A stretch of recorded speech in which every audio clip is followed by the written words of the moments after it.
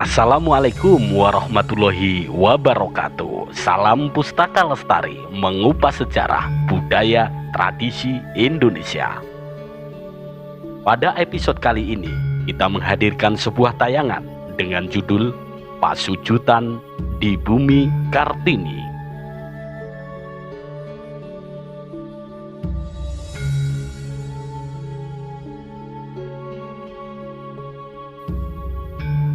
Rembang bangkit, itulah semboyan Kabupaten Rembang yang berarti bahagia, aman, nyaman, gotong royong, kerja keras, iman dan takwa. Kabupaten Rembang adalah salah satu kabupaten yang ada di Provinsi Jawa Tengah.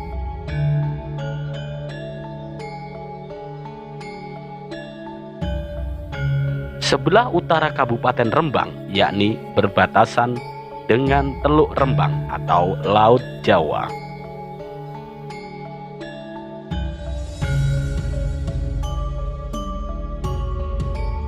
Di sebelah timur, Kabupaten Rembang berbatasan dengan Kabupaten Tuban, Provinsi Jawa Timur.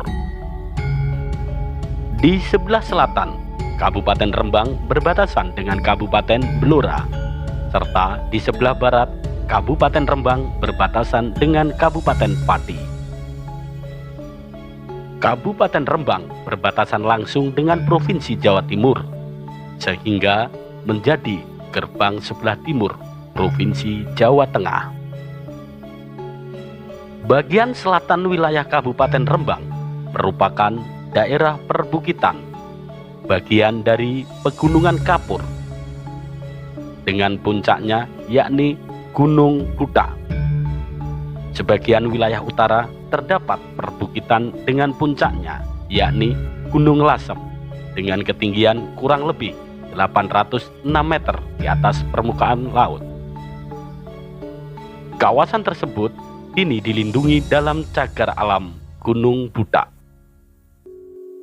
Kabupaten Rembang terbagi menjadi 14 kecamatan, 287 desa, dan 7 kelurahan. Kecamatan yang memiliki luas wilayah terbesar adalah Kecamatan Sale dengan luas wilayah 10.714 hektar. Disusul Kecamatan Bulu dengan luas wilayah 10.240 hektar.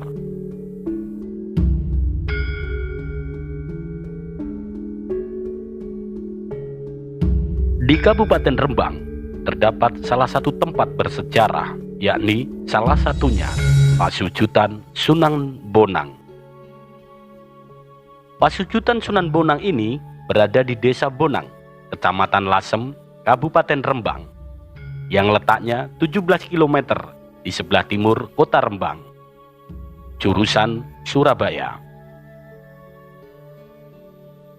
Raden Maulana Magdum Ibrahim atau yang lebih dikenal dengan sebutan Sunan Bonang ini meninggal pada tahun 1525 pada usia 60 tahun. Menurut cerita masyarakat, Pasujutan Sunan Bonang zaman dahulu itu adalah batu yang digunakan sujud oleh Sunan Bonang untuk melaksanakan sholat, mendekatkan diri kepada Allah Subhanahu wa Ta'ala. Sujudnya Sunan Bonang itu sangat lama sekali, sehingga batu tersebut terdapat bekas dahi dan telapak kaki Sunan Bonang. Sekarang Pasujutan Sunan Bonang tersebut dikeramatkan oleh masyarakat sekitar.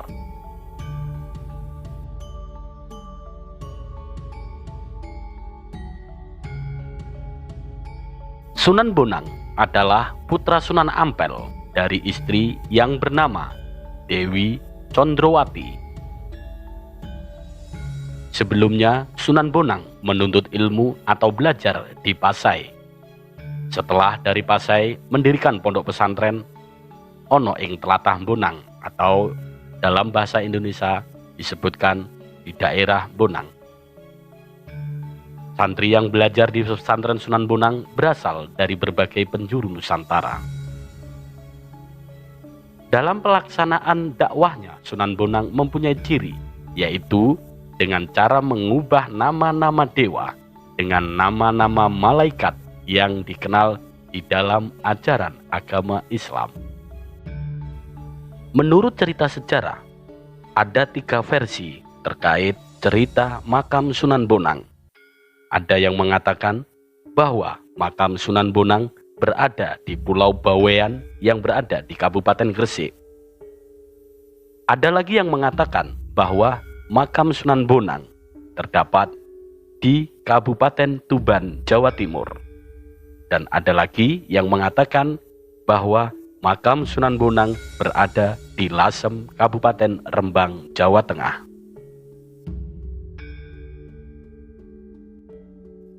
Di lokasi pesujutan Sunan Bonang di Lasem juga terdapat makam Putri Cempo. Makam itu persis di selatan Batu Keramat. Makam Putri Cempo ini keberadaannya juga dipandang istimewa oleh para peziarah yang datang ke komplek pesujutan ini. Putri Cempo yang konon bernama asli Putri Indrawati ini adalah seorang perempuan yang berasal dari negeri Campa atau Kamboja yang menjadi pengikut Sunan Ampel di Surabaya. Tapi setelah Sunan Bonang telah menjadi seorang ulama besar dan Sunan Ampel telah berusia lanjut, akhirnya dia disuruh untuk ikut Sunan Bonang pergi ke Lasem. Akhirnya Putri Indrawati atau Putri Cempo ini menjadi salah satu murid Sunan Bonang. Tiap hari dengan seksama, dia selalu belajar sambil membantu berbagai pekerjaan Sunan Bonang, sampai pada suatu saat dia menyatakan cinta kepada Sunan Bonang. Putri Indrawati atau Putri Cempo menyatakan dirinya ingin menjadi istri Sunan Bonang. Keinginan ini memang tidak ditolak oleh Sunan Bonang, tetapi dia menyuruh agar Putri Indrawati menunggu sampai pada batas waktu yang tidak ditentukan. Karena begitu kagum serta besar rasa cintanya kepada Sunan Bonang, akhirnya Putri Indrawati dengan senang hati menuruti perintah Sunan Bonang agar bersabar menunggu. Dengan sabar, Putri Indrawati menunggu saat-saat yang dinantikannya di sebuah bangunan kecil yang berada di komplek tersebut. Sampai akhirnya dia meninggal karena sakit dan dimakamkan di tempat dia menunggui Sunan Bonang. Dan seperti halnya batu pasujutan, makam Putri Cempo pun tak pernah sepi dari pengunjung yang ingin berziarah. Banyak yang meyakini bahwa kesetiaan dan ketabahan sang putri semasa hidupnya bisa memberi pengaruh tersendiri pada perjalanan hidup mereka yang menjalankan tirakat di area makam Putri Cempo tersebut. Selain batu pasujutan dan makam Putri Cempo, pengunjung terbanyak di peninggalan Sunan Bonang di Lasem adalah saat ritual jamasan Kiai Bende Becak. Karena ritual jamasan itu dianggap sebagai penyempurna seluruh rangkaian tirakat yang dilakukan di tempat ini. Bende Becak sendiri adalah alat yang digunakan Sunan Bonang semasa hidupnya untuk mengumpulkan massa sebelum berdakwah. Konon, Bende atau Bonang ini adalah jelmaan dari 2 orang utusan Prabu Brawijaya dari Majapahit yang terkena kutukan Sunan Bonang karena tidak bisa menjaga etika saat bertamu di pondoknya. Waktu itu diceritakan bahwa Prabu Brawijaya mengirim 2 orang utusannya untuk menyampaikan undangan pada Sunan Bonang. Namun, sesampainya di pondok Sunan Bonang, sang Sunan ternyata tengah sibuk mengajar. Maka 2 orang ini pun menunggu di luar ruangan.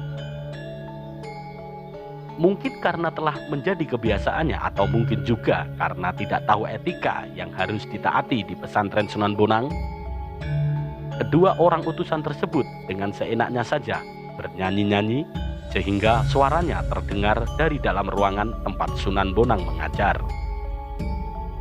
Selanjutnya, salah seorang murid Sunan Bonang yang merasa terganggu dengan suara nyanyian itu teruji untuk bertanya suara apa gerangan yang ada di luar itu. Mendapat pertanyaan itu dengan tenang dan datar, Sunan Bonang menjawab bahwa suara itu adalah suara bendi atau bonang. Begitu Sunan Bonang mengakhiri ucapannya, suara yang ada di luar ruangan itu pun seketika hilang. Selanjutnya, Sunan Bonang dan murid-muridnya menuju keluar dan sebuah keanehan terjadi. Ternyata di depan pintu tersebut telah tergeletak sebuah bonang lengkap dengan pemukulnya yang berupa batu bulat. Sedangkan 2 orang utusan Majapahit tadi telah menghilang. Maka diambillah alat musik tersebut yang diduga merupakan jelmaan 2 utusan Majapahit. Selanjutnya, alat musik tersebut digunakan sebagai media untuk mengumpulkan masyarakat sebelum melakukan dakwah. Yang mana setiap akan melakukan dakwah, Sunan Bonang selalu memukul alat musik ini untuk menarik perhatian orang-orang sehingga kemudian mengikuti pengajiannya. Cerita yang mengiringi keberadaan bendi becak ini yang kemudian membuat banyak orang percaya adanya kekuatan tertentu di dalamnya, sehingga tiap kali proses jamasan ribuan orang selalu hadir untuk berburu berkah. Jamasan ini dilakukan setiap tanggal 10 Dzulhijjah, tepat setelah sholat Idul Adha, yang mana pada saat itu masyarakat yang menyaksikan prosesi jamasan bendi becak dan batu pemukulnya tersebut akan berebut air bekas pencuciannya serta kain bekas pembungkusnya. Konon mereka mempercayai berkah Sunan Bonang akan senantiasa menyertai mereka yang bisa mendapatkan air serta kain kafan pembungkus tersebut.